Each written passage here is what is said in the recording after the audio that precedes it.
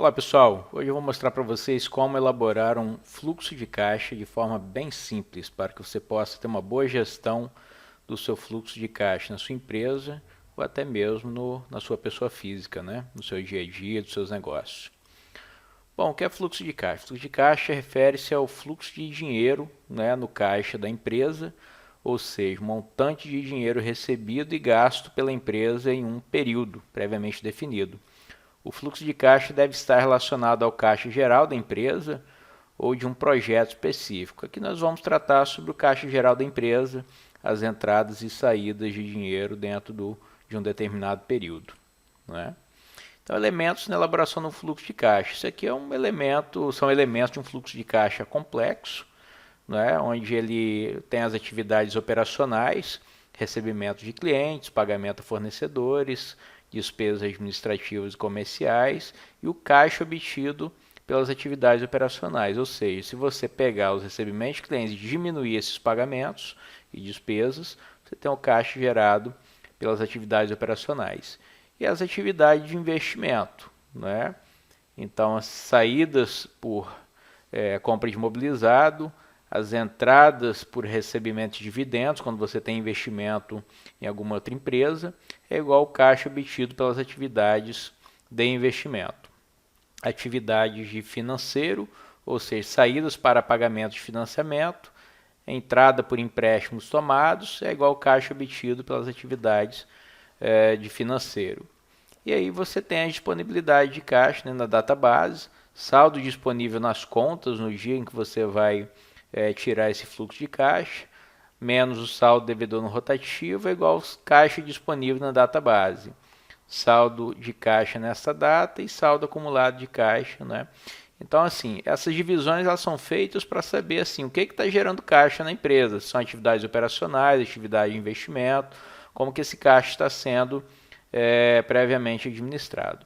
Mas, enfim, o objetivo aqui é trazer uma forma bem simplificada para você que tenha um negócio pequeno, não tem um sistema muito bem apurado, para que você possa elaborar seu fluxo de caixa e não ter dificuldade na hora de estruturar suas contas. Então, eu trouxe aqui um modelo bem simples de fluxo de caixa. Vamos abrir ele aqui no Excel para que a gente possa alinhar.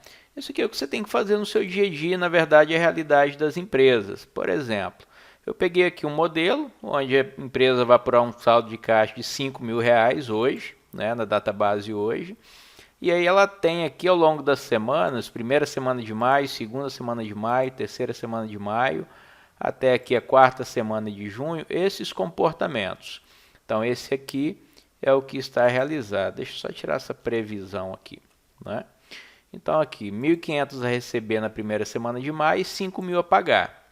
Então já começo aqui olhando o fluxo de caixa com o saldo que eu tenho. Então meu saldo inicial é de 5.000. Então se eu diminuo 1.500 que eu tenho a receber, ou melhor, se eu somo 1.500 a receber, 6.500. Se eu tiro 5.000, eu tenho uma previsão aqui de caixa na primeira semana de maio de encerrar com 1.500. E aí na segunda semana de maio eu venho aqui, o que acontece? Eu tenho R$ 2.000 a receber, então eu tinha 1.500 mais 2.000, 3.500. Só que eu tenho 8.000 a pagar nessa semana, a semana mais pesada. Então eu vou ter aqui um saldo negativo de 4.500. E é aí que o empresário muitas vezes ele se embola ou se enrola na hora de fazer, né, a gestão do seu capital de giro. Porque ele chega nessa semana aqui, exemplo, né, na segunda semana de maio, vai faltar dinheiro. Então, assim, tem várias situações que têm que ser observadas aqui.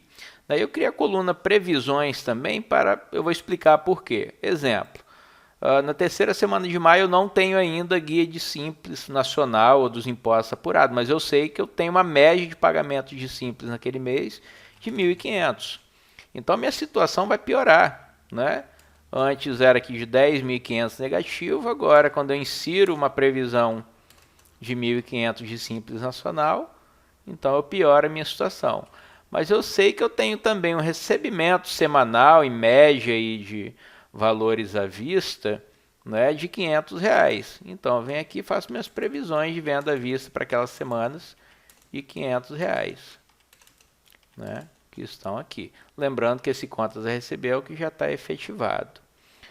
Daí eu sei também que eu tenho lá uma negociação com o meu gerente de banco e eu sei que na semana aqui, na primeira semana de junho, eu vou entrar com um empréstimo de R$ 5.000. Então aqui não são 500, eu tenho uma previsão de mais, né, R$ 5.000, então vão ser 5.500 de entrada nessa primeira semana de junho. Opa!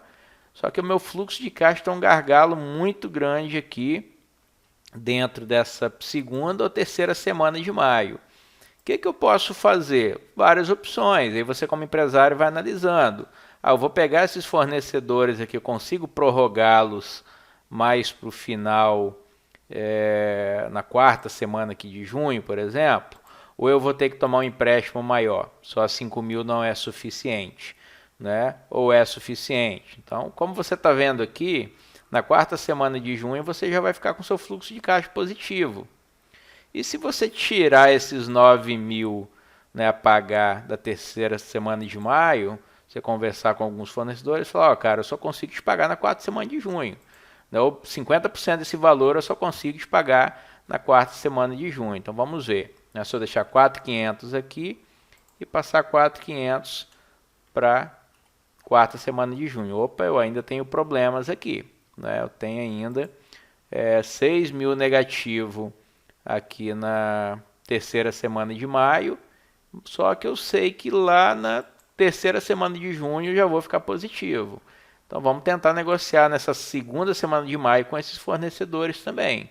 Ora, eu consigo deixar 6.000 para pagar mais para frente disso aqui, então eu vou pagar 2.000 só nessa semana, ou seja, eu vou tirar aqui 6.000, então deixar 2.000 aqui nessa semana.